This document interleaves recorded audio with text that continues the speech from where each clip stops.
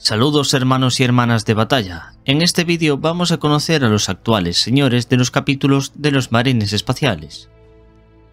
Ángeles Oscuros. Los inicios de Azrael son un misterio, aunque hay rumores que dicen que fue inducido al capítulo a partir de una tribu de salvajes cazadores del planeta de Quimeria, un conocido mundo de reclutamiento de los Ángeles Oscuros. Desde el principio sus habilidades marciales lo hicieron destacar entre sus hermanos, tanto que fue enviado a misiones secretas durante décadas. Sabemos que fue miembro de la primera compañía de la muerte, donde ganó el honor de ser ascendido a capitán de la tercera compañía. 3 años de experiencia ganada como capitán de la tercera compañía, volvió al ala muerte tomando el mando como gran maestre del ala de muerte. En el año 939 del milenio 41 tuvo lugar la famosa batalla conocida como la traición de Ramiel. Durante esta batalla, el anterior gran maestro Naverius fue emboscado y asesinado por los amos de la noche y el príncipe demonio Gendor Skrybok. Azrael fue decisivo para llevar el ala muerte y recuperar el cuerpo de Naverius, y después, junto a Ezequiel, derrotó al príncipe demonio. Al finalizar la batalla, sus hermanos lo eligieron como candidato a gran maestro del capítulo, y fue conducido a los niveles más profundos de la roca. Desde las sombras se deslizaron los vigilantes en la oscuridad para otorgarle el yelmo de Lion y la espada de los secretos al supremo gran maestre. Con estas poderosas reliquias del capítulo, los vigilantes en la oscuridad condujeron al nuevo supremo gran maestre por los vestíbulos hasta llegar por fin al arco de la verdad. Una vez allí, el supremo maestre deberá entrar solo, a veces ni siquiera regresa. Esta es una prueba secreta que determina si es lo suficientemente resuelto y apropiado para el puesto. Y entonces, si los vigilantes en la oscuridad lo consideran apropiado, será presentado como supremo maestre frente a los demás ángeles oscuros. Entre promesas y cantorales, se le concede el título honorífico de guardián de la verdad y se le coloca el yelmo de Lion para recibir el silencioso saludo de todo su capítulo. Siguiendo los poderosos pasos del padre de los ángeles oscuros, el primarca Lion L. Johnson, Azrael ha demostrado ser un maestro en la organización y ejecución de un asalto. Aunque el destino de la guerra no siempre permite la formulación de maniobras tácticas entrelazadas, en esos casos, Azrael ha demostrado una y otra vez que sus habilidades marciales son insuperables.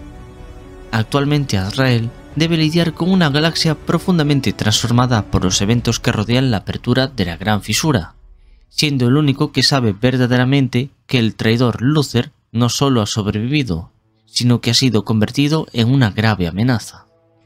Después del nacimiento de la Gran Fisura, después de la 13ª Cruzada Negra y la caída de Cadia, la roca fue invadida. Un ejército de demonios, liderados por el príncipe demonio Marbas, penetró los grandes salones e incluso en los subniveles y mazmorras laberínticas que se adentran en las profundidades de la roca.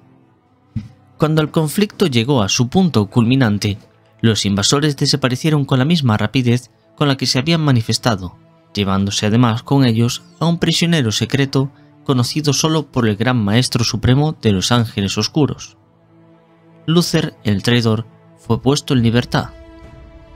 La misión principal de Azrael es la caza de los caídos, en especial de Luther, para así restablecer el honor de su capítulo.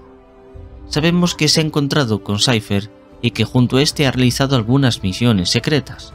Sin embargo, es un tema muy complicado que ni yo mismo comprendo. Azrael sospecha que la invasión a la roca había sido simplemente una distracción para que los infames agentes oscuros de los ángeles caídos pudieran cumplir su verdadera tarea. Sin embargo, esta es una teoría que debe guardarse para sí mismo, ya que nadie más debe saber del encarcelamiento de Luther y mucho menos de su escape. A pesar de las tribulaciones y la confusión que esto ha traído a sus hermanos de batalla, Azrael se enfrenta a la tarea sin desanimarse. Él sabe que un mayor honor espera ser conquistado si los ángeles oscuros pueden eliminar a los caídos de la existencia, y considera que esta verdad superior es más importante que cualquier otra cosa que el capítulo pueda lograr, ya que los ángeles oscuros, libres de la vergüenza, se convertirán en un arma mucho más potente para el emperador. Solo a través de la fuerza de voluntad y un fuerte liderazgo, Azrael puede conducir el difícil camino hacia la solución final. Cuando la cruzada Indomitus llegó a Caliban, se sintió muy aliviado de que Gilliman ignorase el tema de los ángeles caídos y que se prestase a introducir a los Primaris en su capítulo. Azrael fue uno de los defensores de la introducción de Primaris en su capítulo, y desde entonces ha unido sus fuerzas a la cruzada Indomitus. Cicatrices blancas. Jubal Khan fue nombrado maestro del capítulo poco después de que el anterior Gran Khan, Kublai Khan, desapareciera mientras luchaba contra los Eldar Oscuros en el año 943 del milenio 41. Durante todo su tiempo, Jubal Khan ha luchado en innumerables batallas y se ha enfrentado a un sinfín de oponentes. El peor de todos seguramente haya sido Ghazghkull Mag Uruk Traka. Cuando Ghazghkull Traka invadió por segunda vez el mundo colmena de Armagedón, más de 20 capítulos de marines espaciales respondieron a la llamada de auxilio. Entre aquellos que participaron en la tercera guerra por Armagedón estuvieron los Cicatrices Blancas liderados por Jubal Khan. Los Cicatrices Blancas de Jubal Khan se desplegaron por completo en las tierras salvajes como parte del plan de batalla general. Suboden Khan, el lugarteniente de Jubal, comandaba una fuerza de ataque separada y era responsable de asegurar las estaciones de procesamiento de Prometeo y de agua.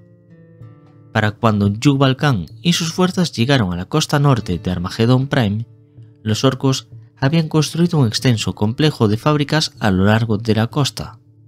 Sus marines exploradores informaron de un laberinto de recintos llenos de chatarra y un gran número de orcos.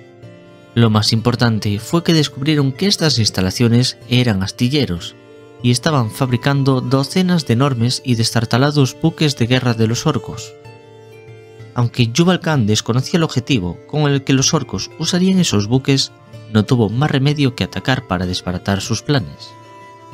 Inicialmente, su estrategia fue atraer a los orcos, tentándolos con una gran batalla para así alejarlos de sus trabajos. Con los orcos distraídos, los equipos de eliminación de los Cicatrices Blancas asaltaron el astillero, destruyendo tantas estructuras como fue posible antes de que los Pieles Verdes pudieran responder. A pesar de estos esfuerzos, la construcción continuó a buen ritmo. Los orcos estaban construyendo más rápido de lo que las incursiones de las Cicatrices Blancas podrían destruirlos. Los Cicatrices Blancas vieron después flotillas de enormes sumergibles y barcos orcos que se adentraban en el océano de la tempestad y sintieron que habían fracasado en su misión.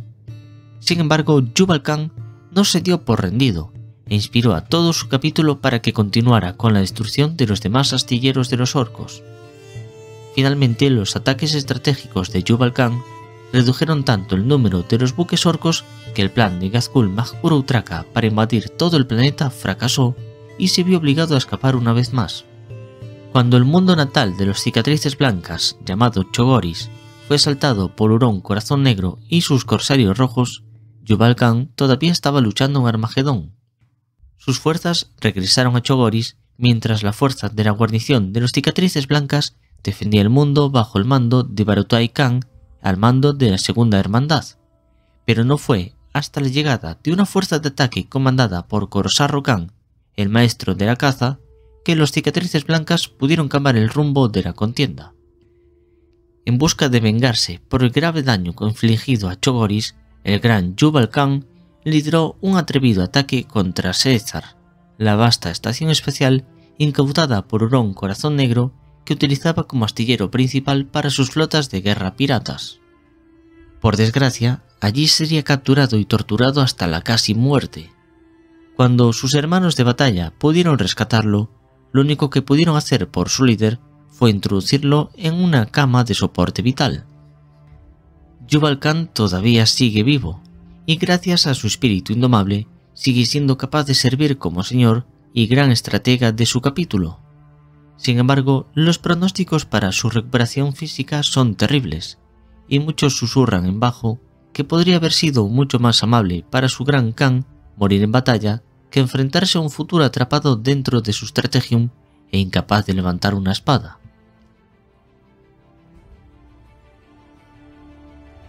Lobos espaciales. En su reinado de 500 años, el gran lobo Grimnar ha llevado a los lobos espaciales a muchas victorias, aplastando a los enemigos del Imperio sin dudarlo. Como resultado de esto, muchos comandantes imperiales de toda la galaxia están agradecidos de estar bajo la atenta mirada del viejo lobo. Logan Grimnar nació en Fenris y se abrió camino a través de las filas de los lobos espaciales bajo la atenta mirada de Ulrich el asesino, quien lo había seleccionado como recluta personalmente. Sin embargo, lo que hizo que el futuro del Señor de los Lobos se destacara de sus hermanos no fue solo su valentía o su astucia, sino el carisma ilimitado que le brindó la confianza de todos a los que conoció, incluso de los viejos colmillos largos de la compañía. Sus hazañas le llevaron a formar parte de la Guardia del Lobo, donde aprendería la tradición de su capítulo y comenzaría a forjar su reputación como líder de renombre. Algunos sacerdotes lobo incluso llegaron a afirmar que el padre de todas las cosas había bendecido al joven lobo. Favorecido por el capítulo y con la sombra de la grandeza sobre él, era solo cuestión de tiempo antes de que Logan Grimnar ascendiera al rango de gran lobo. Pocos hermanos de batalla de los lobos espaciales habían visto jamás a un guerrero tan habilidoso o a un general tan dotado como Grimnar, y todos los que estaban en su presencia no podían evitar dejarse influir por su rica y resonante voz. La primera gran prueba de Logan Grimnar como señor de su capítulo fue estar en el mundo devastado por la guerra de Armagedón en un conflicto conocido como la Primera Guerra por Armagedón. El primarca demoníaco Angron golpeó Armagedón en el año 444 del milenio 41, dejando un rastro de sangre y muerte a su paso mientras salía del ojo del terror. Los devoradores de mundos habían convertido todo el planeta en un matadero dedicado a Dios del caos oscuro si no hubiera sido por la intervención de los lobos espaciales. Respondiendo a la llamada del mundo en peligro, Logan Grimnar condujo a todo el capítulo a Armagedón. La Inquisición, junto con una fuerza de marines espaciales del misterioso capítulo de los Caballeros Grises, también se involucraron cuando se reveló la naturaleza de sus enemigos. A pesar de la valentía de los lobos espaciales, el secretismo de los Caballeros Grises se paga con sangre. Los lobos espaciales se tuvieron que enfrentar a la Inquisición para librar de su purga a la valiente población del planeta. La violencia escaló rápidamente. 4 naves de los lobos espaciales fueron destruidas y en represalia el propio Logan Grimnar mató al gran maestro Lloros de los Caballeros Grises. La Inquisición llevó la guerra hacia Fenris, donde la batalla se llevó a muchos lobos espaciales, pero no sin que antes Logan Grimnar asaltase el buque insignia de los inquisidores, asesinando a su líder, el inquisidor Kisnaros. Solo de esta forma pudieron negociar una paz, aunque Grimnar y los lobos espaciales jamás perdonaron a la Inquisición y al Administratum por este acto de traición. Durante la 13ª Cruzada Negra de Abaddon el Saqueador, Logan Grimnar fue elegido como comandante supremo de las fuerzas imperiales de la Puerta de Cadia. Bajo su liderazgo, las fuerzas imperiales en Cadia obtuvieron muchas victorias clave. Se sabe que si no fuera por su liderazgo, las fuerzas imperiales habrían perdido muchísimo más que el sistema cadiano ante los ataques de las fuerzas del caos. Es cierto que finalmente el planeta cayó, pero pudieron frenar a los asaltantes durante las siguientes batallas y así darle tiempo a los supervivientes para escapar. Mientras todavía se encontraba en la zona de guerra de Cadia, tuvo lugar el asedio del sistema de Fenris por parte de Magnus el Rojo y los 1000 hijos. Nada más llegar al sistema Fenris, Logan Grimnar lideró la recuperación del mundo de Midgardia.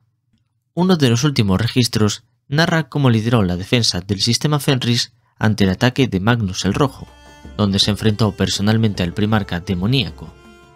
Ayudado por los Caballeros Grises y los Ángeles Oscuros, pudieron desterrar a Magnus la disformidad y de paso cerrar viejas heridas entre estos capítulos. Actualmente los lobos espaciales han recibido los refuerzos de los marines primaris, y Logan Grimnar está muy contento de aceptar entre sus filas a estos nuevos guerreros.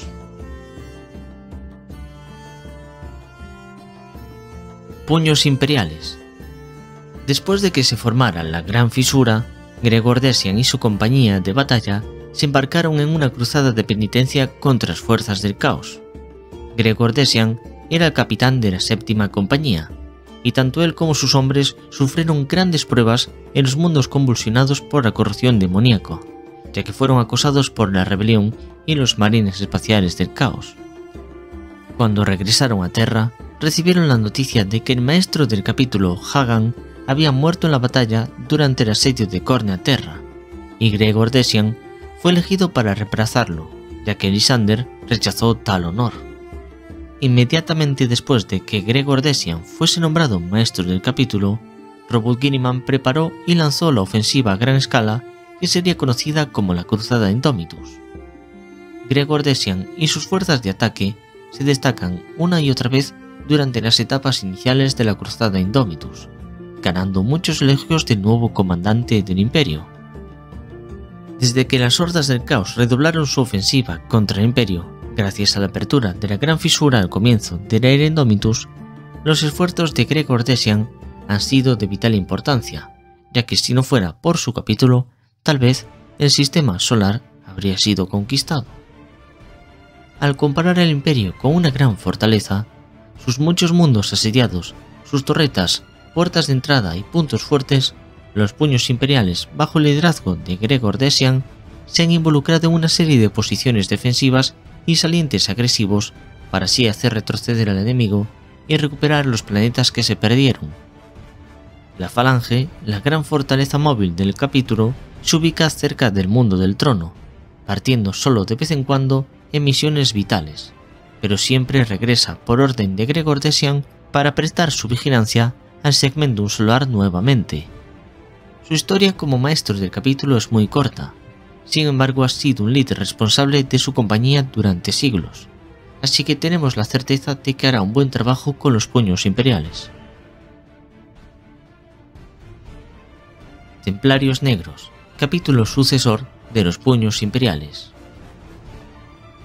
El gran mariscal Helbrecht es la encarnación del espíritu guerrero de su capítulo.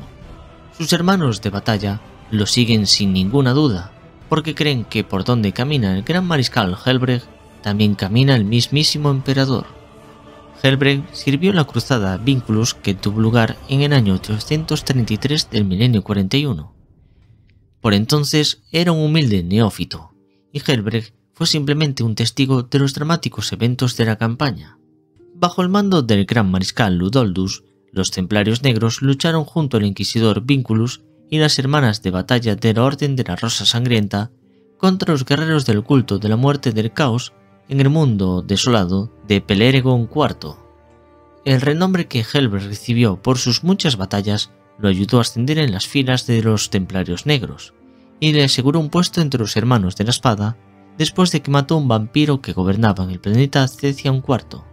Como parte de la cruzada del mariscal Daidin, Helbrecht luchó con coraje y celo furioso durante muchas décadas solares, hasta que finalmente ascendió al rango de mariscal al mando de la cruzada tras la muerte de Daidin. A la muerte del gran mariscal Cordel a manos de un campeón del caos de Corne, los mariscales eligieron por unanimidad a Helbrecht en el año 989 del milenio 41 como su sucesor. En su primera campaña, dirigió una cruzada contra los llenos de Quintor Finns. Interrumpió sus campañas cuando llegó la solicitud de ayuda de Armagedón. Gazgul Mag Uruk Traka había regresado, y los Templarios Negros estaban dispuestos a luchar contra él. 3 cruzadas de los Templarios Negros se reunieron en la fortaleza del capítulo en Fergax, y partieron hacia el Segmentum Solar después de observar las oraciones y devociones correctas al emperador. Al llegar al sistema Armagedón, Helbrecht fue puesto al mando general de la flota de los Adeptus Astartes que estaba reunida y provenía de varios capítulos diferentes. Esto fue ya que el gran mariscal poseía la mayor experiencia naval de cualquiera de los oficiales astartes que había presentes. La estrategia naval de Helbrecht fue destruir la flota espacial de los orcos. De esta manera no podrían escapar y destruirían el gran Wag de Gazgul Mag Uruk Traka por una vez de todas. Sin embargo, antes de que pudiera acabar con su misión, el jefe de guerra de los orcos se escapó del planeta, y Helbrecht juró perseguirlo y destruirlo. Como muestra de respeto, permitió al comisario Yarrick acompañarlo en su cruzada. Sin embargo, a pesar de los intentos, Gazgul Mag Uruk Traka se adentró en la disformidad y desapareció. Muchos años después, cuando el líder Necron, Imhotep, atacó a Schrödinger VII, los templarios negros acudieron en su ayuda. De todas formas, Imhotep no fue tomado por sorpresa tan fácilmente, y ya había cambiado sus ejércitos inmortales de necrones a una formidable configuración defensiva, por lo que los templarios negros se vieron atrapados en un largo y desgastador conflicto. Consciente de que solo eliminando al líder de los necrones podría poner fin a la matanza de sus hermanos, Helbrecht se lanzó directo hacia la posición de Imhotep y lo retó a un duelo personal. En la batalla que siguió, Helbrecht, impulsado por el celo y el odio hacia los Xenos, asestó a Imhotep una docena de golpes devastadores, pero sin embargo, cada vez que la necrodermis viva del Faerûn era dañada, se reparaba rápidamente en cuestión de segundos. A pesar de ser mejor espadachín, Helbrecht no pudo asestar un golpe verdaderamente letal a su oponente, y a medida que avanzaba el duelo, el mariscal finalmente fue agotándose y se derrumbó bajo el asalto del señor Necron. Imhotep, consciente de su victoria, en lugar de acabar con su oponente, cortó la mano derecha de Helbrecht para recordarle al mariscal su muy merecida derrota. Los templarios negros restantes se retiraron con Helbrecht, dejando a Schrödinger VII en manos del Señor de la Tormenta. Esta derrota tan humillante para Helbrecht lo llevó a realizar una peregrinación a la Falange y así rezar ante la mano de Rogal Dorn. Allí recobraría su voluntad de lucha y decidió buscar por toda la galaxia la criptonave de Imhotep y así cobrarse su venganza. Helbrecht tendría su oportunidad de cumplir su juramento de venganza cuando la flota de su cruzada detectaría la actividad necrona alrededor del mundo de Davatas. Moviéndose rápidamente para interceptar a los necrones, Helbrecht se regocijó cuando su presa fue identificada como el buque insignia de Imhotep.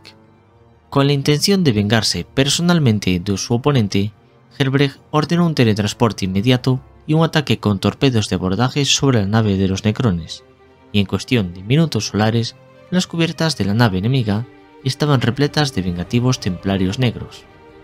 Por desgracia, Helbrecht ni siquiera obtendría la satisfacción de ver a su oponente. Mientras que el orgullo de Imhotep lo instaba a luchar, la lógica triunfó, y el Señor de la Tormenta se teletransportó a sí mismo y a sus guerreros más valiosos a las naves de escolta para escapar así rápidamente. Furioso de rabia e impotente, Helbrecht solo podría obtener una escasa satisfacción al asegurarse de destruir totalmente la nave de los necrones, y la puso rumbo de colisión con una estrella cercana. El frustrado Helbrecht reafirmó su juramento de venganza, jurando una vez más que no descansaría hasta haber muerto a Imhotep. Cuando la gran fisura barrió la galaxia, la flota de los templarios negros se reunió con Robert Guilliman. En su reunión con Guilliman, los templarios negros recibieron refuerzos primaris y además le recordaron al alto mariscal Helbrecht lo que significaba portar su espada. La espada que lleva el gran mariscal Helbrecht se forjó con los restos de la hoja de Rogal Dorn, primarca de la Legión de los Puños Imperiales, y a partir de la cual se crearon los templarios negros.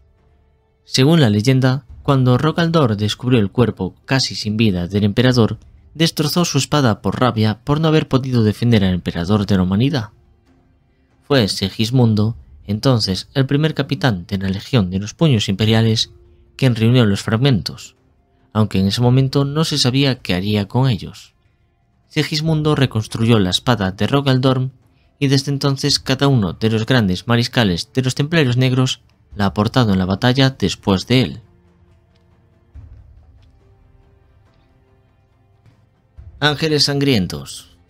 Dante nació en Val Secundus en el año 447 del milenio 40. Esto lo convertiría en el marine espacial más longevo que se conozca, con más de 1500 años al servicio del emperador. A temprana edad fue elegido para formar parte de los Ángeles Sangrientos, donde luchó con valor hasta alcanzar el rango de capitán a los 306 años. Mientras ostentaba el rango de capitán, llegó el momento clave de su vida. En la insurrección de Callius, los Ángeles Sangrientos lucharon contra la población rebelde al Imperio y contra incontables bandas de guerra de marines del caos. Dante, que estaba al mando de la quinta compañía, supo cómo guiar a sus hermanos cuando se vieron atrapados en una serie de desgastadoras y sangrientas batallas. Las bajas en Carius finalmente fueron tan terribles que el capítulo entero decidió reunirse para sobrevivir. Sin embargo, cuando los Ángeles Oscuros intentaron retirarse del conflicto, recibieron el golpe más amargo. Los restos de su flota fueron atacados por una armada traidora que estaba ansiosa por borrar a los vástagos de sanguíneos del Imperio para siempre. Dante y sus guerreros fueron responsables de la toma y hundimiento de 7 naves de clase capital. Cuando por fin los Ángeles Sangrientos salieron victoriosos e hicieron un balance de sus pérdidas, quedaban menos de 200 Ángeles Sangrientos. Reunidos en comunión, los últimos sacerdotes sanguinarios y capellanes supervivientes eligieron al último capitán vivo del capítulo, Dante, como su próximo señor del capítulo. Aunque un comienzo tan desfavorable debería haber presagiado un reino sombrío como señor del capítulo, el destino de Dante se desarrolló de manera muy diferente. Como señor del capítulo, Dante partió en dos al gran demonio Skarbrand y lideró a los Ángeles Sangrientos en la Segunda Guerra por Armagedón y las campañas de Última Macharia. Durante la Segunda Guerra por Armagedón, los Ángeles Sangrientos se unieron a los defensores de Acheron y Tartarus. Dante y sus Ángeles Sangrientos llevaron a los refuerzos de marines espaciales a la colmena Acheron, donde allí derrotaron a los orcos atacantes y capturaron al herético gobernador planetario Hermann von Trapp. Sin los esfuerzos de los Ángeles Sangrientos, Acheron bien habría podido caer en manos de los orcos, y con ello las posibilidades restantes de victoria del Imperio y la retención de su control sobre este mundo estratégico crucial habrían sido muy negativas. Durante la próxima devastación de Baal, Dante lideró a los Ángeles Sangrientos y su capítulo sucesor en una batalla final contra la flota enjambre del Leviatán. Las primeras 19 oleadas, cada una más grande que la anterior, fueron expulsadas con grandes pérdidas para los Ángeles Sangrientos y sus aliados sucesores. Durante esa gran batalla, Dante logró matar al líder de los tiránidos, pero resultó herido de muerte. Al borde de la muerte, y sabiendo que ya había vivido mucho tiempo, se dejó llevar por la muerte. Pero entonces, Sanguinius le susurró que debía seguir vivo y liderar a los Ángeles Sangrientos. El tiempo del Ángel Dorado en este mundo aún no se había terminado. Finalmente, la llegada de la Cruzada Indomitus ayudó a que Dante y los Ángeles Sangrientos expulsaran de Baal a las últimas fuerzas de los tiránidos. El comandante Dante nunca esperó ver los últimos días de su capítulo, pero los enfrentó sin dobleces. Tampoco nunca esperó ver regresar a un primarca, y de la misma forma se arrodilló ante Robert Guilliman agradeciéndole toda su ayuda. Tras la salvación de Baal por la Cruzada Indomitus, Guilliman nombró a Dante Lord Regente del Imperium Nihilus. El regente del Imperium Nihilus ha jurado purgar su nuevo y oscuro reino de la corrupción del caos, aunque le tome otros 1000 años terrestres o incluso más. Después de todo, es en medio de la noche más oscura que esos ángeles dorados brillan más. Lo último que sé sobre Dante es que organizó una ofensiva para recuperar el halo del ángel de los arcillos de la flota enjambre del Leviatán.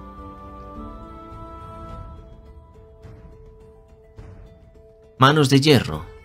Cardan Estronos ha dado todo lo que tiene en los Manos de Hierro. Sabemos que fue entrenado como tecnomarine cuando era capitán y que su reverencia por la máquina y la sabiduría le ganaron un lugar muy especial en el Consejo de Hierro. Cardan Estronos luchó durante un siglo como capitán de la compañía del clan Garsark antes de entrar en las filas de los Padres de Hierro. Luego viajó a Marte y se sometió a las misteriosas pruebas de iniciación del Adeptus Mechanicus. Aunque fue su reverencia por la máquina y su aborrecimiento extremo por la debilidad de la carne lo que le hizo ganar un lugar en el Concilio de Hierro, fue finalmente su crueldad imparable y su éxito en combate lo que hizo que siguiera siendo la elección lógica para liderar el capítulo durante tanto tiempo. Desde la pérdida de su primarca, ningún guerrero de los Manos de Hierro había liderado permanentemente los Manos de Hierro como lo hizo Cardan Estronos. En su lugar, se dejaban guiar por el concilio de los Padres de Hierro y designaban a uno de entre ellos para mandar de acuerdo a las necesidades del capítulo.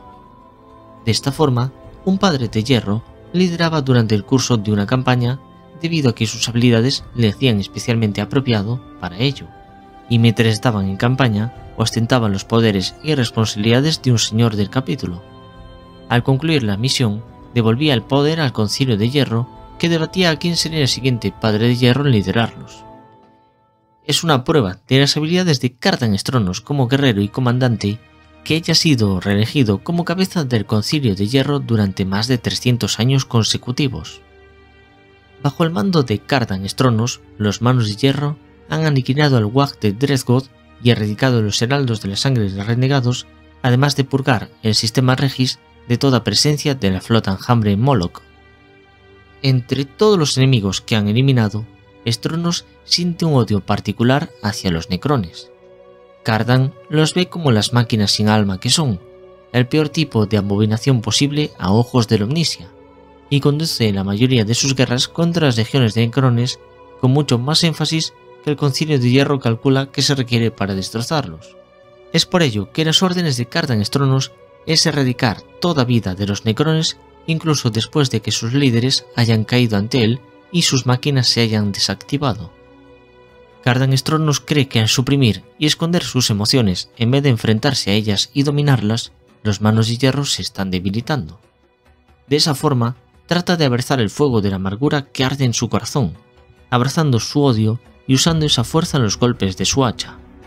Estronos cree que el Concilio de Hierro se ha vuelto demasiado dogmático con el paso de los siglos y ha empezado a equilibrar el concilio dominado por tecnomarines, supervisando la inclusión de más apotecarios, bibliotecarios y capellanes en las filas de los Padres de Hierro que nunca antes en la historia de este capítulo. Mientras que la inclusión de esta variedad de voces ha aumentado considerablemente la sabiduría del concilio, muchos de los Padres de Hierro más conservadores han tomado con cautela las decisiones de su señor del capítulo. Estronos siempre ha luchado para controlar sus emociones, y le han avisado que ese mismo descuido hacia la fría lógica fue lo que provocó la pérdida de su primarca durante el desastre de Isvan V. Actualmente, Estronos camina al filo del cuchillo, y falta ver si su voluntad de hierro podrá imponerse a su propia furia y forjar mediante el ejemplo a los Manos de Hierro hasta convertirlos en los guerreros perfectos, o si por desgracia su ira acabará dominándolo y condenándole a repetir los pecados de su padre genético. Una de sus últimas campañas lo ha llevado a Vigilus, donde los capítulos de los Marines Espaciales luchan por conservar una ruta entre Imperium Sanctus y Nihilus.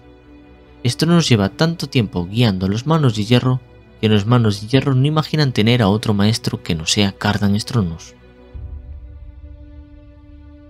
Ultramarines. Marneus Calgar, señor del capítulo de los Ultramarines, no solo es un guerrero consumado, sino también un estratega muy talentoso. Es el maestro de Ultramar, una vasta región espacial situada en la asediada franja este del Imperio. El grandísimo Marneus Calgar y su amigo Tacitan nacieron con el sueño de ser ultramarines. Para ello, se entrenaron desde jóvenes. Sin embargo, para sorpresa de ellos, el lugar donde entrenaban era un culto de Khorne donde se realizaban rituales de sangre. Antes de que pudieran escapar de allí, fueron atacados, y durante la lucha, Marneus Calgar fue asesinado. Su amigo Tacitan fue rescatado por los ultramarines, y decidió tomar el nombre de su amigo para que Marneus Calgar también pudiera convertirse en ultramarine.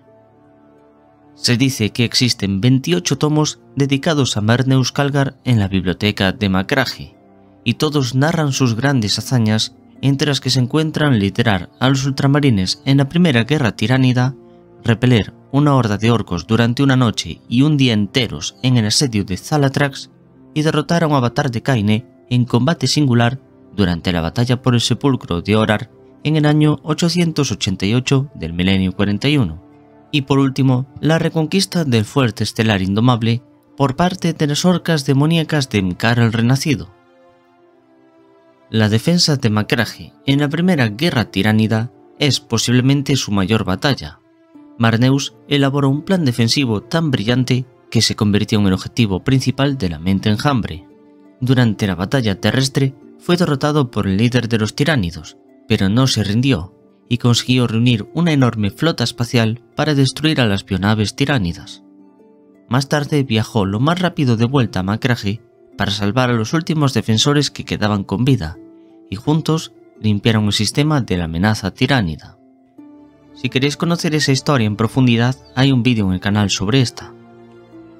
Durante la defensa de Zatarath, se dice que junto a la segunda compañía rechazó el ataque de toda una horda de orcos que asediaban el planeta, y lo hizo durante una noche y un día enteros, tiempo durante el cual ningún orco pudo cruzar las puertas de esta ciudad colmena.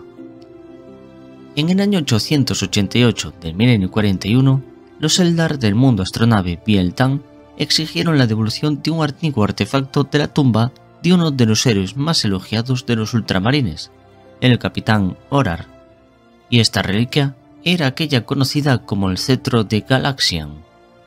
El imperio se negó a las peticiones de los Eldar, iniciándose así la batalla por el sepulcro de Horar. Marneus Calgar lideró personalmente a los ultramarines en la defensa del sepulcro, y durante la batalla se enfrentó en solitario a un avatar de Kaine. Los testigos cuentan que después de un largo rato de lucha intensa, Marneus Calgar parecía muy agotado, mientras que el avatar blandía su espada con una destreza marcial increíble.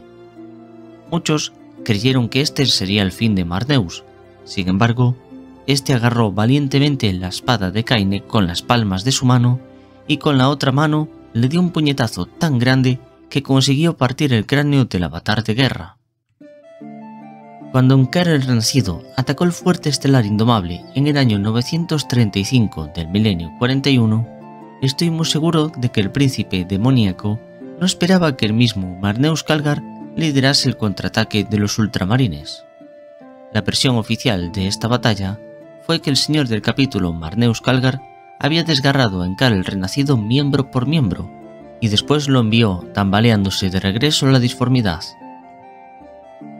Después del surgimiento de la 13ª Cruzada Negra, los supervivientes de Cadia viajaron a Macragge para encontrarse con Marneus Calgar. Cuando Belisarius Caol llegó a Macragge, inicialmente no se fiaba de sus planes para resucitar a los primarcas. Sin embargo, el asalto del caos y las palabras de Tigurius lo hicieron ceder, y luchó junto a Santa Celestina y Boldus para contener a la Legión Negra el tiempo suficiente para que su primarca renaciera. A pesar de la resurrección de su primarca, este siguió siendo el señor del capítulo de los ultramarines durante todo el periodo de la Cruzada Indomitus, debido sobre todo a que Guilliman estaba muy ocupado gobernando el imperio como su nuevo Lord Comandante. El título de Marneus fue cambiado de Maestro de Ultramar a Señor Defensor del Gran Ultramar. Actualmente solo Guilliman es reconocido como el verdadero gobernante de Ultramar, pero aún así, la gente de Ultramar no se olvida de Marneus Calgar. Durante las guerras de la peste, Calgar sofocó personalmente los múltiples levantamientos y motines antiimperiales de Ultramar. Poco después, ralentizó una ofensiva orca hacia el mundo Forja de Metallica mediante el uso de tácticas de ataque rápido y guerrilla. En algún momento de la era Indomitus surgió la duda de si un marín espacial podía ser transformado en Primaris. Marneus se ofreció voluntario siendo el sujeto experimental para que Belisarius Caol confirmase si esto era posible. Durante el proceso estuvo a punto de morir, pero sin él jamás se habría abierto este nuevo camino para sus hermanos de batalla, quienes temían ser simplemente sustituidos por estos nuevos marines que no conocían la historia de sus capítulos. Marneus Calgar, ya convertido en Marine Primaris, luchó en la batalla de Vigilus, donde se enfrentó a Abaddon el Saqueador en un duelo letal que no acabaría muy bien para Marneus. Calgar sufrió heridas que habrían resultado mortales para cualquier otro, y desde entonces no se le ha vuelto a ver en primera línea de batalla. Para la gente de Ultramar, Marneus Calgar es un héroe entre héroes, el epítome de la humanidad para resistir y triunfar. Siempre que Marneus Calgar regresa a Ultramar, es recibido por las multitudes aduladoras que rugen su nombre con una pasión de la que carecen otros dominios imperiales.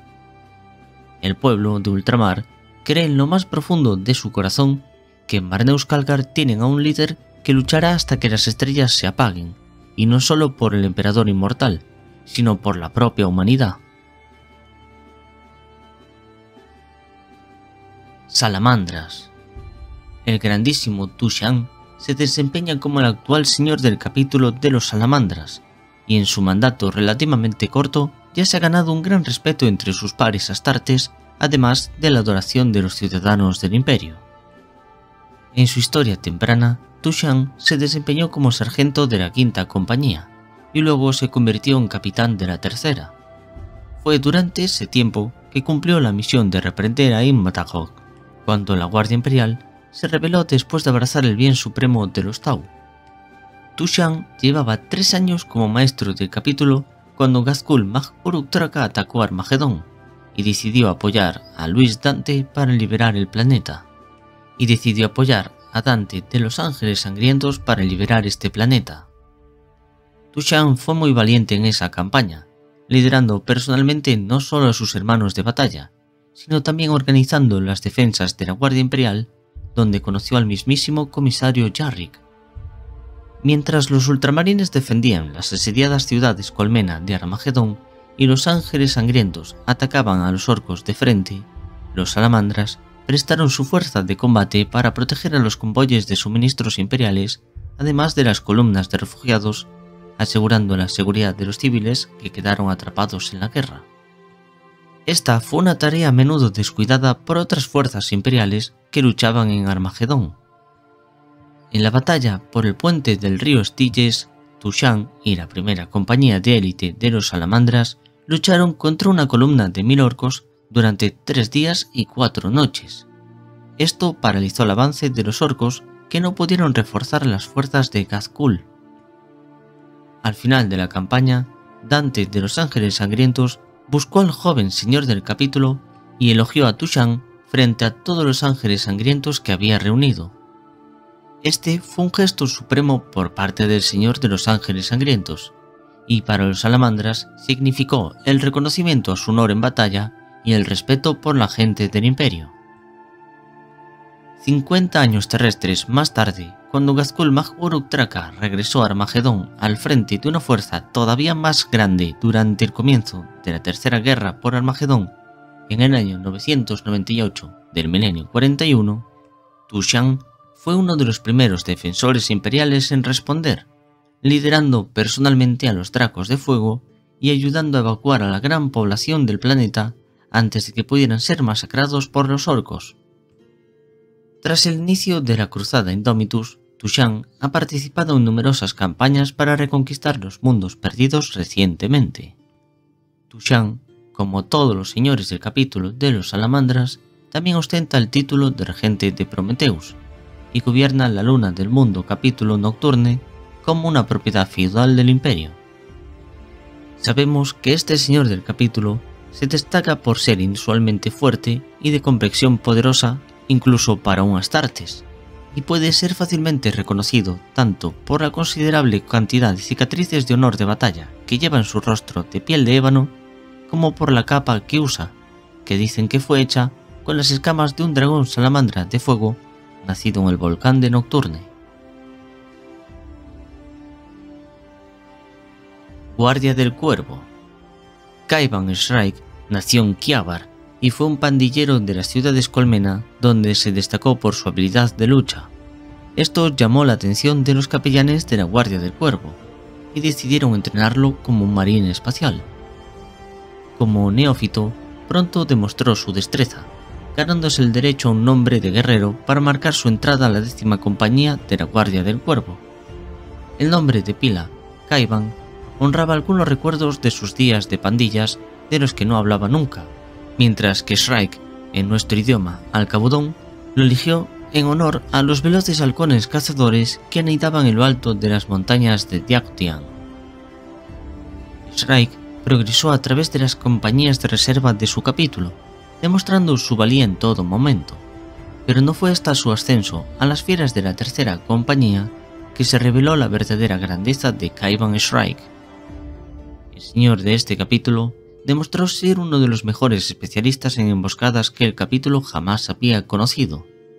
No fue ninguna sorpresa que Shrike obtuviera la capitanía de la 3ª compañía tras la elevación del capitán de las sombras Corbin Severax al rango de maestro de las sombras. El capitán sombrío Kaivan Shrike saltó a la fama después de las acciones en la campaña imperial en el mundo de Targus VIII contra los orcos del WAG de Skullcrack. Los informes imperiales hablan de que las tácticas de Shrike dejaron a muchos pieles verdes muertos antes de que los orcos se dieran cuenta de que estaban bajo ataque, y robaron a los brutales xenos la simple alegría que normalmente obtenían en lo que consideraban las peleas justas. Bajo la dirección de Shrike, la tercera compañía iba donde más se les necesitaba, en especial a mundos cuyas poblaciones habían sido abandonadas a su suerte por un imperio sobrecargado e indiferente. Shrike y sus hombres de la compañía son leyendas en estos mundos, tan reverenciados como los más grandes héroes de antaño. A su regreso a la luna de Deliverance, el mundo natal de la Guardia del Cuervo, Shrike recibió el laurel imperialis por haber defendido su honor y ejemplificado las virtudes de su capítulo. Tiempo después, Kaiban Shrike se unió a Corsarro Khan, el capitán de la tercera hermandad del capítulo de los Cicatrices Blancas y maestro de la caza de ese capítulo. Juntos destruyeron al príncipe demoníaco Voldorius y devolvieron a Quintus a la luz del emperador en una campaña que sería muy famosa y conocida como la cacería de Voldorius. Los esfuerzos combinados de estos marines espaciales condujeron a la victoria, y Shrike y Khan lucharon codo con codo para derrotar al príncipe demoníaco en combate cuerpo a cuerpo. Shrike regresó a la zona de batalla de Targus separándose del Khan, pero manteniendo una relación de respeto muy duradera. El capitán Kaiban Shrike y el resto del capítulo de la Guardia del Cuervo dirigieron una campaña defensiva en Perfectia contra la impresionante tercera esfera de expansión de los Tau. Aunque el choque inicial en Perfectia se había vuelto intenso, la batalla por el control de los mundos circundantes apenas había comenzado. El plan de Shrike era evaluar a los Tau, atraparlos en combate y luego realizar ataques por sus flancos hasta destruirlos. Sin embargo, la Guardia del Cuervo, observando atentamente, no encontró ni una sola vulnerabilidad para explotar y además su arte del sigilo fue igualada paso por paso por las habilidades de la comandante suprema Oshashera, también conocido como la comandante Sol Oscuro. Mientras Corbin Severax orquestaba sus magistrales patrones de búsqueda y destrucción, el capitán de las sombras Shrike dirigía a los hombres de la tercera compañía en una serie de ataques de castigo.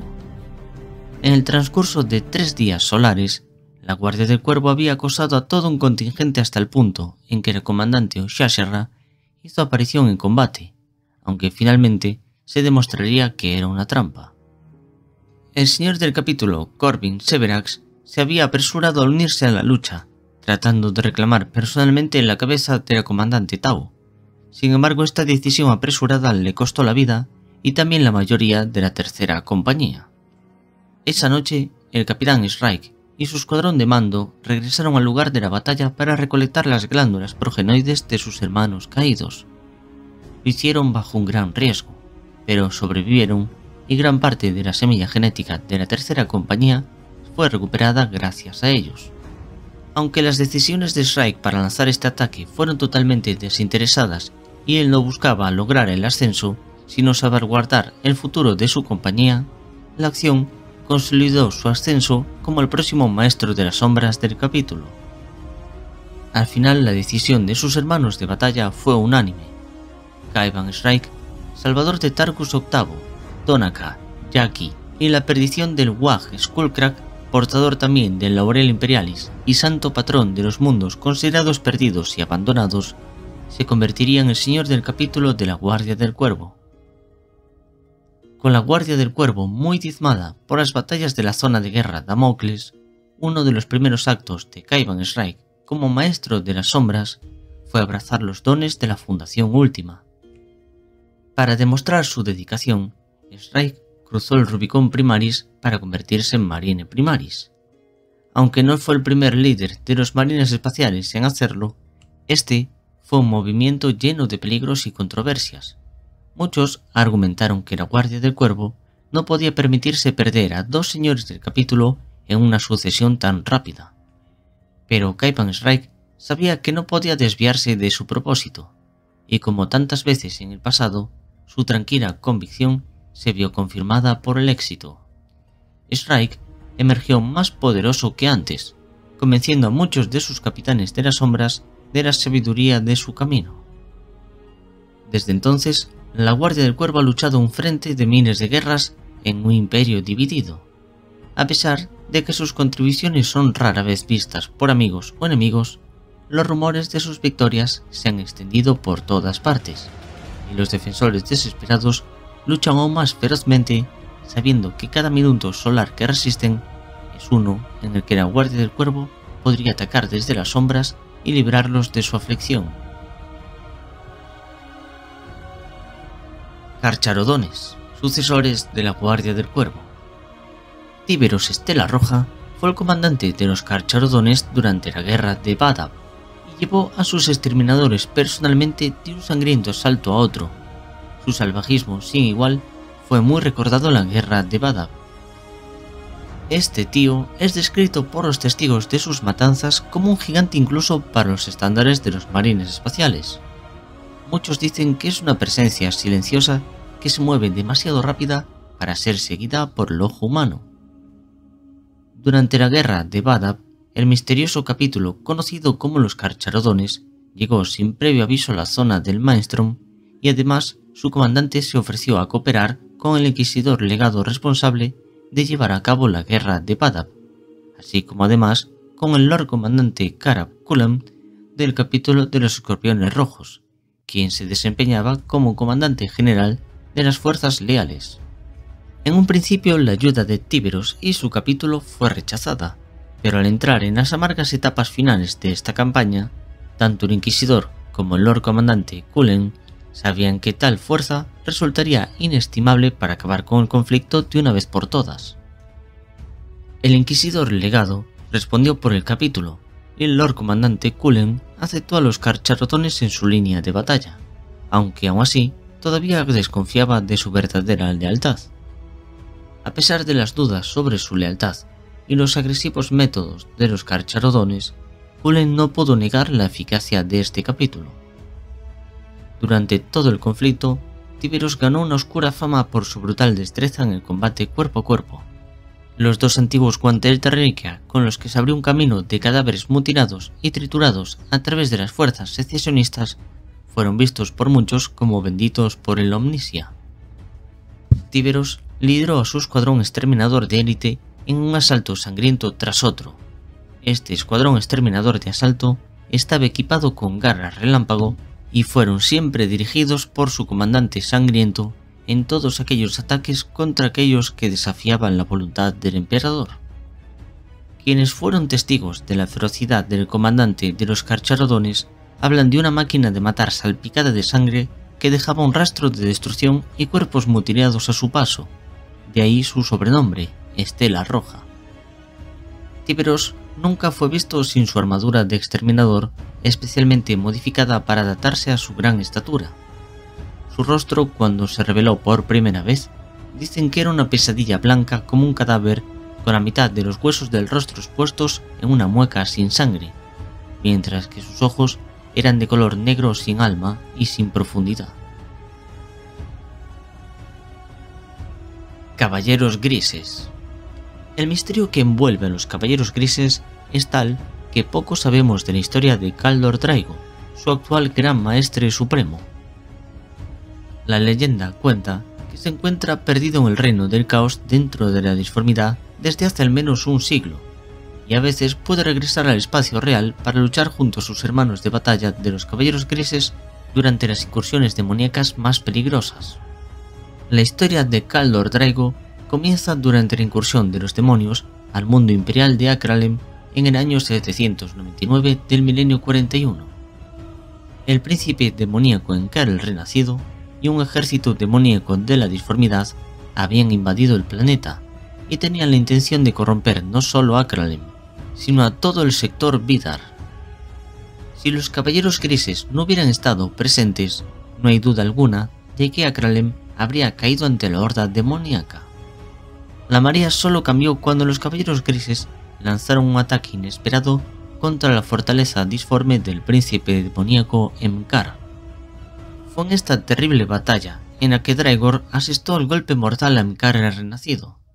No obstante, Antes de desterrar al demonio a la disformidad, Enkar maldijo a Draigo con estas palabras: La victoria este día es tuya, mortal, pero debes saber que si alguna vez vuelves a pisar este mundo, tú y todos los que te sigan caminarán condenados durante 10.000 años.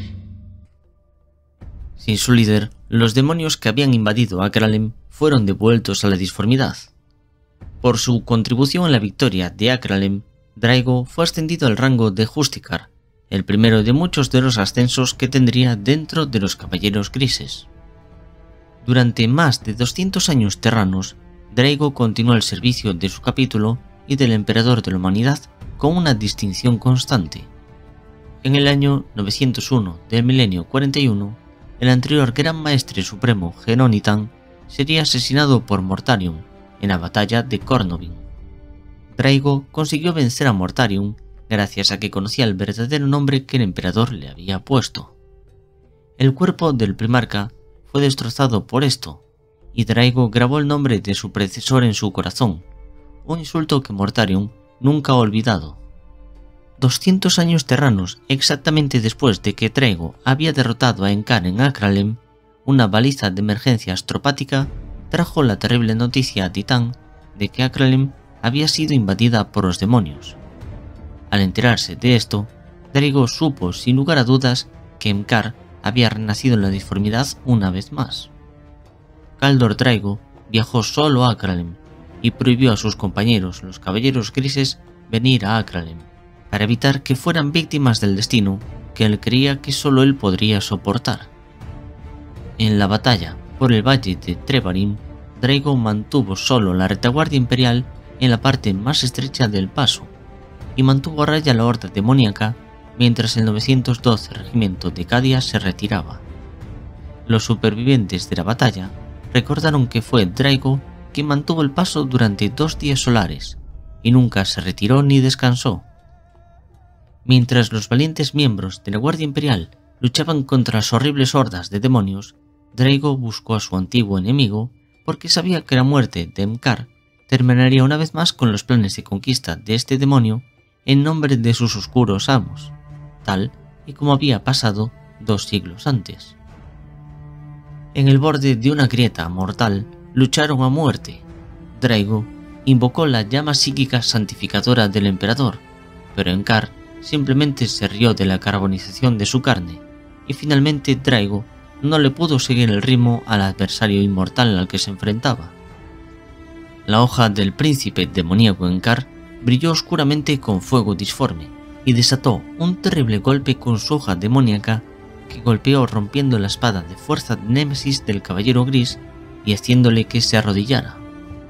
Enkar alardeó en voz alta por su victoria y se preparó para blandir su espada corrupta y así darle el golpe mortal. Pero Draigo no estaba derrotado todavía. Lanzando un grito de guerra, se levantó sobre una rodilla y con las 2 manos clavó la hoja rota de su espada en el infernal corazón de Enkar. Con ese único final, Draigo liberó a Akralem de la condenación por segunda vez. Mientras la muerte desvanecía el cuerpo de Enkar el renacido, comenzó a desgarrarse la grieta disforme por la que éste había sido invocado. Las energías de la grieta comenzaron a disminuir rápidamente, y los demonios aulladores de su ejército, incapaces de seguir en el espacio real sin la fuerza de la grieta disforme, se desvanecieron en la nada. Pero antes de que el portal se cerrara por completo, con sus últimas fuerzas, Enkar el renacido envolvió sus garras alrededor de Draigo y empujó al Caballero Gris hacia la grieta disforme. Sin embargo, la vida de Kaldor Draigo no terminó ese día, ya que sobrevivió a su paso por la disformidad y el reino del caos. Durante un tiempo, Draigo deambuló por el aterrador pasaje del reino del caos, donde encontró a otros demonios de todas formas y tamaños que buscaban matarlo o incluso seducirlo hacia la oscuridad, pero Draigo los venció a todos. El Caballero Gris había demostrado una y otra vez su total resistencia a la corrupción del caos, y había dejado a su paso tantos miles de demonios masacrados que con el tiempo solo los más enloquecidos de los secuaces de Khorne continuaban buscándolo para combatir contra él. Sin embargo, aunque los dioses oscuros no pudieron destruir o corromper a Kaldor Draigo, el Caballero Gris tampoco pudo obtener una victoria significativa contra los poderes del caos. Por fortuna, Draigo obtendría una oportunidad de regresar al espacio real. Cuando el hereje conocido como el profeta de Jostero forjó una alianza con el demonio Enkari, atrajo una parte del reino del caos al mundo de los mortales, y Draigo pudo atravesar el portal junto a los demonios. De esa forma, Draigo se reunió brevemente con su capítulo, ya que una hermandad de caballeros grises había llegado a Jostero para combatir a la amenaza de Enkari. Draigo había pasado tanto tiempo en la disformidad que no reconocía a ninguno de estos guerreros. Sin embargo, lo abrazaron como su hermano de batalla y lucharon codo con codo hasta que el profeta loco de Jostero fue derrotado y sus aliados demoníacos desterrados del reino de los mortales. Desafortunadamente, la victoria de Draigo resultó ser vacía, ya que cuando se cerró la puerta de entrada a la disformidad, el Caballero Gris se vio arrastrado de nuevo a través de la grieta y atrapado dentro del reino del caos. Este destino maldito se ha repetido continuamente desde entonces. Draigo camina por el reino del caos durante largos periodos de tiempo indeterminados, a veces regresando al espacio real por breves lapsos de tiempo antes de ser encarcelado nuevamente en la disformidad después de ganar otra victoria para la humanidad. Es difícil imaginar la fortaleza de mente, cuerpo y alma que permite a Kaldor Draigo soportar tantas dificultades y esperanzas rotas una y otra vez, pero su espíritu nunca se ha roto. Desde que el nacimiento de la Gran Fisura destrozó el imperio al comienzo de la Era Indomitus, Kaldor Draigo ha encontrado su camino de regreso al espacio real cada vez con más frecuencia. Algunos de los grandes maestros de los Caballeros Grises creen que a medida que la Cicatrix Maledictum rasgó el velo entre la realidad y la disformidad, también debilitó los lazos que unen a Draigo con el reino del caos. Quizás la apertura de la grieta le permita regresar, o quizás esta selle su destino para siempre. De todas formas, los Caballeros Grises saben una cosa: un día, cuando su capítulo y los defensores de la humanidad más lo necesiten, Kaldor Draigo regresará al reino de los mortales. Guardianes de la Muerte. Un maestro de los Guardianes de la Muerte, a veces denominado Comandante de la Guardia y Maestro de la Vigilia, es un oficial astartes de alto rango dentro de los Guardianes de la Muerte, y este se desempeña como un comandante de una fortaleza de la Guardia u otra instalación del cuartel general de los Guardianes de la Muerte.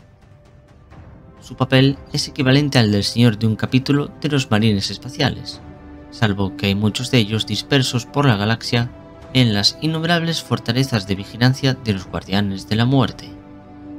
Naturalmente, los maestros de la guardia son los mejores guerreros de este capítulo, ya que su perspicacia táctica y su asombrosa habilidad para combatir a los alienígenas son casi insuperables dentro de la Adeptus Astartes.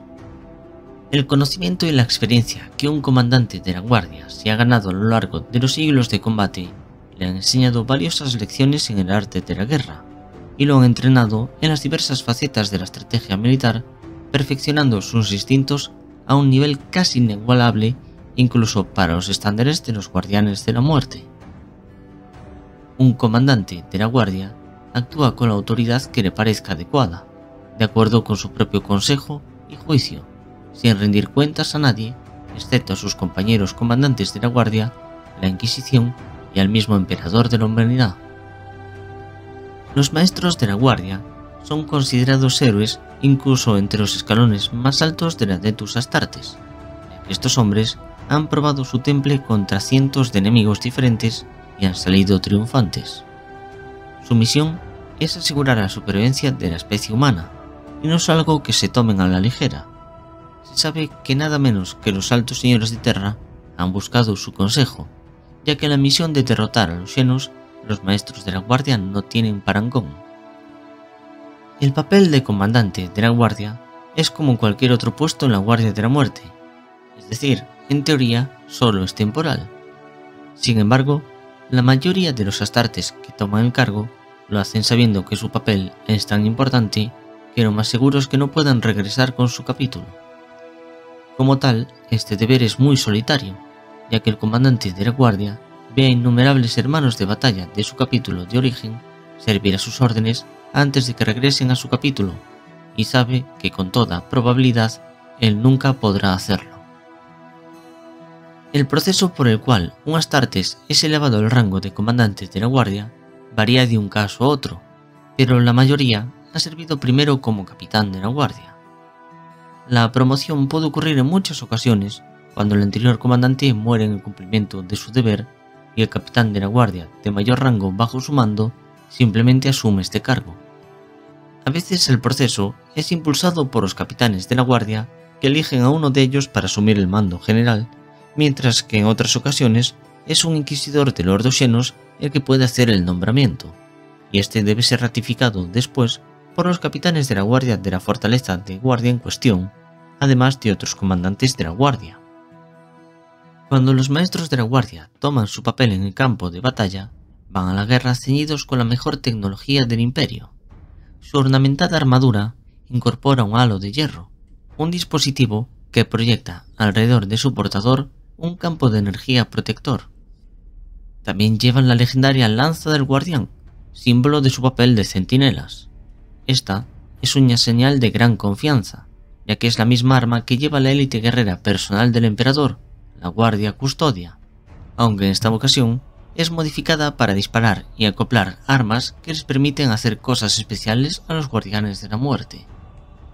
Cuando un maestro de la guardia se une en la lucha en el frente, acaba con sus enemigos con una fría precisión que deja monstruos y tiranos muertos a su paso. Guerreros Mantis. Khoisan Neotera era el maestro del capítulo durante la guerra de Badab, en la que sin aparentemente saberlo, se rebelaron contra el imperio. Tras la guerra de Badab, los guerreros Mantis fueron declarados culpables por el Consejo Imperial, pero en lugar de ser disueltos, fueron condenados a realizar una cruzada de penitencia para redimirse, todos excepto Neotera.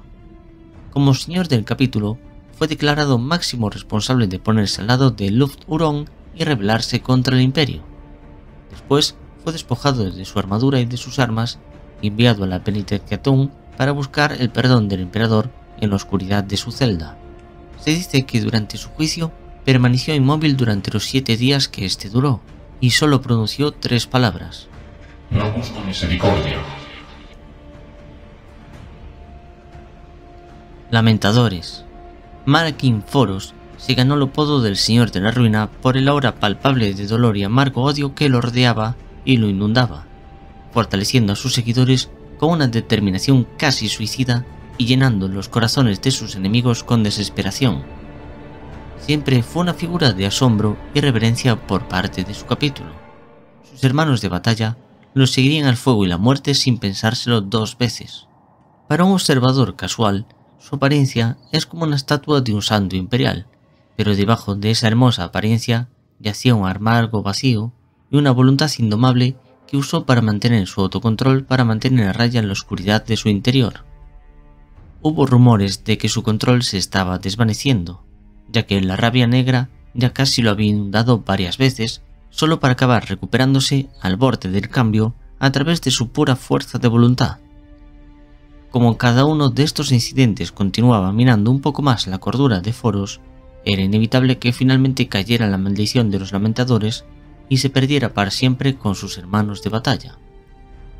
Se cuenta que Malakin Foros había desconfiado durante mucho tiempo de los burócratas de la Detus Terra tras el castigo de su capítulo y los siglos de desconfianza a los que se habían enfrentado.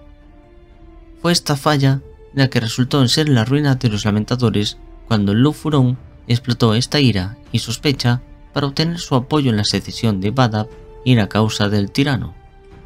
En un principio se creía que Malakin Foros había muerto durante la destrucción de la barcaza de batalla hija de las tempestades durante la batalla de Óptera en el año 908 del milenio 41, cuando el capítulo de los Minotauros venció a los lamentadores.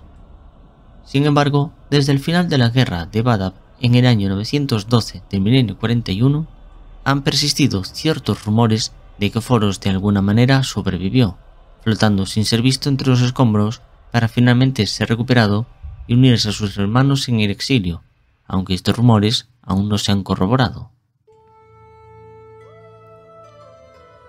Minotauros. El malvado señor de los Minotauros, Asterion Moloch, es un señor del capítulo que se deleita con su oscura reputación debido a la matanza y destrucción llevada a cabo en nombre del emperador en una veintena de mundos. El propio Moloch es un veterano de cientos de batallas. Su cuerpo ha sido fuertemente reconstruido con aumentos cibernéticos, y su puro rencor y malicia es suficiente para permitirle ignorar las heridas que harían caer a un marine espacial. La reputación de Moloch no es sin fundamento, ya que sabemos que se complace en la destrucción total de sus enemigos, y además cuando va a la batalla suele hacerlo a la cabeza de los exterminadores de su capítulo, quienes se estrellan contra las líneas enemigas causando grandes matanzas. Fuera de la batalla, se lo puede encontrar en su trono de bronce en el centro de las cámaras con forma de laberinto de su nave de asalto pesada Daedalus Krata, y allí está rodeado de fuentes de datos, servidores de tabulación e informes de baja, midiendo las gotas de sangre derramadas en la búsqueda de su misión estratégica. El capítulo de los Minotauros se ha utilizado a menudo en el pasado para procesar a los traidores, iconoclastas y renegados dentro de las filas del propio Adeptus Astartes, y como resultado de esto, Moloch ha sido durante mucho tiempo un experto en la destrucción sistemática de otras fuerzas de marines espaciales que han sido desviadas del camino de la rectitud. Moloch ve estos objetivos como dignos de la ira del emperador, y son para él la prueba definitiva de las habilidades de los Minotauros. Esta fue la razón fundamental por la que los Minotauros se unieron al esfuerzo leal en la guerra de Badab. Quizás la más notable de sus acciones durante este gran conflicto fue cuando devastaron el capítulo de los Lamentadores en una sangrienta batalla que duró 17 horas y se libró en la lucha más brutal de nave a nave imaginable y sobre la superficie de Optera V. Obviamente, los Minotauros sufrieron muchas bajas, pero vencieron a sus enemigos a base de imponer su brutalidad y mayor número de tropas, lo que obligó a los Lamentadores a rendirse. Esta batalla, notablemente salvaje, se ha convertido en una leyenda entre los capítulos de marines espaciales. Años más tarde, Asterion Moloch serviría como comandante en jefe de las fuerzas de marines espaciales que fueron desplegadas contra los necrones de la dinastía Maynard durante la batalla de Amaran Prime en la guerra de Orfeo. En la batalla espacial que se desató en el sistema Amarat, Asterion Moloch realizó un ataque de teletransportación preciso con su guardia de honor a las bóvedas de mando del nave sepulcro de los necrones. Allí Moloch se enfrentó, derribó y dañó gravemente a Kutlak, el señor supremo de los necrones de la dinastía Maynard. Sin embargo, cuando se vio al borde de la muerte, Kutlak activó un mecanismo de defensa con el que Moloch fue arrojado al vacío del espacio, aunque por fortuna este fue recuperado por las naves de su flota. Este último incidente fue una de las al menos 6 ocasiones en las que se creyó que el señor del capítulo de los Minotauros había sido asesinado solo para acabar reapareciendo más tarde. Esto, junto con el aislamiento del capítulo de los Minotauros y el altísimo nivel de reconstrucción cibernética que se sabe que sufrió su maestro, ha llevado a algunos observadores a suponer de forma bastante extrema que Asterion Moloch ha sido encarnado por diferentes marines espaciales que simplemente toman su nombre al ascender a señores del capítulo de los Minotauros. Sea como sea, su leyenda creció entre los suyos hasta que actualmente Asterion Moloch es el símbolo y la personificación de aquello que es el capítulo de los Minotauros.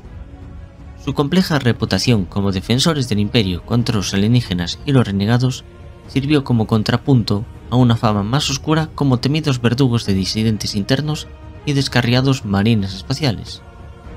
El verdadero carácter y la historia de Asterion Moloch permanecen envueltos en misterio, rumores y contradicciones. Lo que se puede decir con certeza es que es un poderoso guerrero, y se sabe que ha matado personalmente a varios señores de capítulos renegados, junto con una gran cantidad de jefes de guerra orcos, campeones del caos y otros tantos comandantes Xeno.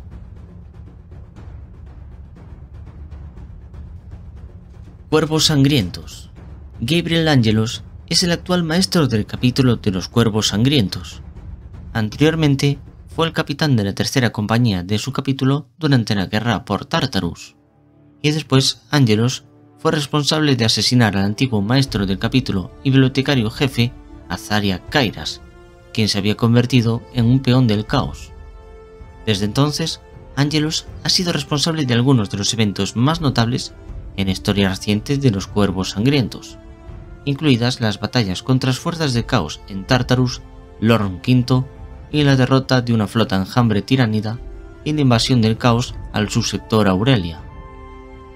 Perdonadme que os haya resumido la vida de Angelos tan rápido, pero es que tengo un vídeo estupendo sobre los Cuervos Sangrientos, y como solo dura 25 minutos, creo que sería muchísimo mejor ver este vídeo a resumir la vida de Angelos de una forma tan deshonrosa.